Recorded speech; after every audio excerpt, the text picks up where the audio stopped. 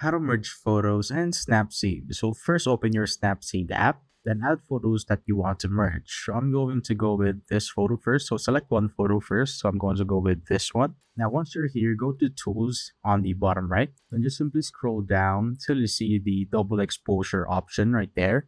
Then click on it or tap on it. Then click on the image icon with the plus sign here on the bottom middle to add the photo that you want to merge. So let's say I want to merge my logo right here, and the button beside the image icon earlier is the filter option where you could set the filter. You could go with the default, lighten, darken, or you could just simply add it right there. You could also subtract or just simply overlay it like that.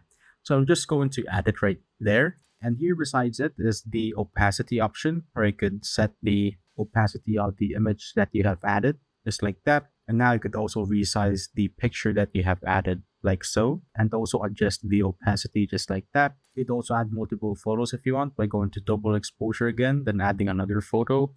So let's say I want to also add the logo on top of the first option that we added. So I'm just going to click on add just like that and edit out the opacity. And boom, as you can see, we have merged multiple photos or images together just like that.